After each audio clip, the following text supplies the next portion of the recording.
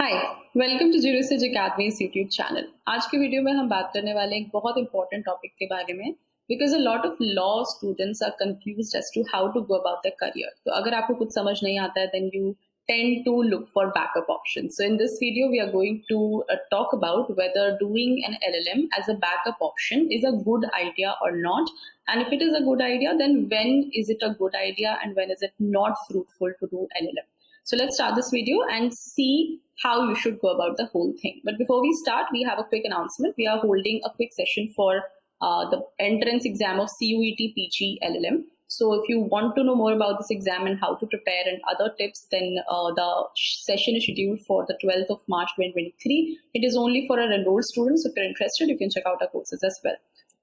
Now coming to the very important issue of when you should pursue the LLM. So LLM is important if you have to go into either academics or research oriented professions, because that is wherein you need to have a master's degree. So for example, if you want to become an assistant professor, if you want to go into teaching, then LLM is something which you have to do, and possibly you'll have to do a PhD later as well. So we're not talking about those cases where doing LLM is your primary goal. In this video, we are simply going to talk about when should you consider LLM as a backup option. So when that is not your first choice or that is not necessary for your career advancement, then when is it a good idea to pursue LLM as a backup? So the very first reason when you should pursue LLM as a backup is if you are preparing for any competitive exam, especially if your plan is to appear for the judiciary or the UPSC, then pursuing a master's is a good backup option for many reasons.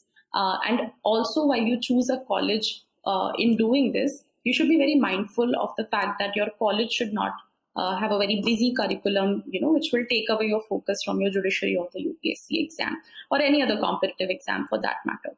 So you have to understand that gap years do not really look good in your CV. So if you're going to appear for judiciary, it may take around 1 to 2 years, even if you crack it in your first go. So I think it is wise to have a good backup option so that you can show in your CV when you're appearing in the interview for either judiciary or UPSC that you were not just sitting and preparing for the exam, but you also have a master's in that gap year. So if you're preparing for judiciary or UPSC, that could be a good idea. Secondly, if for whatever reasons you're not able to crack these exams, then you can fall back to your LLM and then you can probably go into teaching, then clear your UGC NET exam. So that could also be an alternate career option which will not really require much from you. So that is the first reason, or that is the first instance where you should consider LLM as a backup option.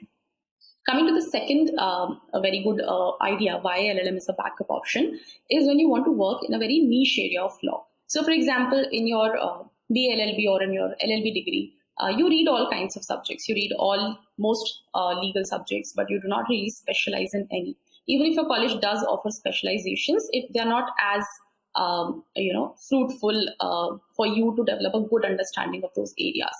So if you're very certain that you want to pursue a career in a very niche area of law, let's say securities law, and if you have not been able to intern in that, or if you have not been able to land up a job, but if you're certain that this is where you want to work in, then maybe getting a LLM in that field may be beneficial. So as I said, for example, if your interest is securities law, then NISM MNLU does offer a very good LLM in securities law. So you may think about pursuing that. So this could be another reason why you might want to do LLM as a backup option.